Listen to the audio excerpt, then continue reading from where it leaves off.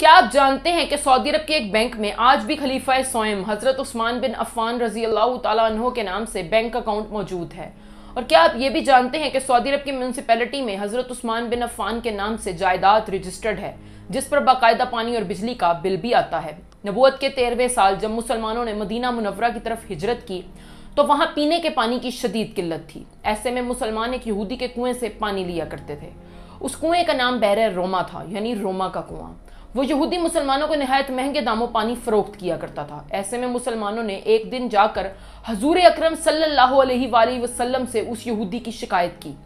آپ صلی اللہ علیہ وآلہ وسلم نے تمام مسلمانوں کو مخاطب کر کر کہا کہ کوئی ہے ایسا مسلمان جو اس یہودی سے وہ کنواں لے کر مسلمانوں کے لیے وقف کر دے، ایسے میں اللہ تعالیٰ اسے جنت میں ایک چشمہ عطا کرے گا۔ حضرت عثمان بن عفان نے بھی وہ بات سنی اور جا کر یہودی سے اس کنویں کو بیچنے کی پیشکش کی۔ اس پر یہودی نے انکار کر دیا کیونکہ اس کا کام بہت ہی اچھا چل رہا تھا۔ اس پر حضرت عثمان بن عفان رضی اللہ تعالیٰ عنہ کو ایک ترکیب سوجی۔ انہوں نے یہودی سے کہا کہ تم مجھے آدھا کنواں فروخت کر دو، ایک دن کنویں کا پانی تم فروخت کر لیا کرنا اور اگلے دن کنویں کا پانی میں فروخت کر لیا کروں گا۔ اس پر یہودی کو لالچ آ گیا اور وہ مان گیا۔ حضرت عثمان نے اپنے دن مسلمانوں کو کنویں سے مفت پانی لینے کی اجازت دے دی۔ مسلمان اب حضرت عثمان کے دن کنویں سے جی بھر کر پانی لیتے تھے اور اگلے دن کے لیے ذخیرہ بھی کر لیتے تھے۔ اس طرح یہودی کا کام بالکل خراب ہو گیا۔ اس نے تنگ آ کر حضرت عثمان کو پورے کا پورا کنواں 35,000 درہم میں فروخت کر دیا۔ اسی دوران ایک مالدار شخص نے حضرت عثمان سے کنواں 2 گنا قیمت دے کر فروخت کرنے کی پیشکش کی۔ اس پر حضرت عثمان نے کہا کہ مجھے اس سے بھی زیادہ کی پیشکش ہے۔ اس پر اس شخص نے 3 گنا کی پیشکش کی۔ اس پر حضرت عثمان نے کہا کہ مجھے اس سے بھی زیادہ کی پیشکش ہے۔ اس پر اس شخص نے 4 گنا کی پیشکش کی۔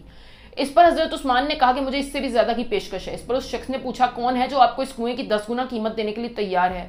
اس پر حضرت عثمان نے کہا میرا رب۔ اس کے بعد وہ کنواں ایک عرصے تک مسلمانوں کو سیراب کرتا رہا۔ حضرت عثمان کے دور خلافت میں اس کنویں کے ارد گرد کھجوروں کا ایک باغ بنتا گیا۔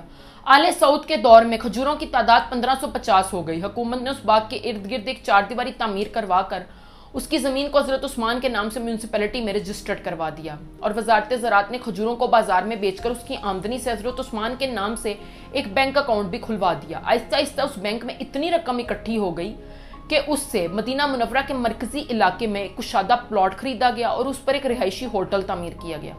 اس ہوٹل سے سالانہ آمدنی تقریباً 50 ملین ریال ہوتی ہے، جس کی آدھی رقم غریبوں اور مسکینوں میں تقسیم کر دی جاتی ہے اور باقی آدھے پیسے حضرت عثمان کے بینک اکاؤنٹ میں ہی جمع کر دیے جاتے ہیں۔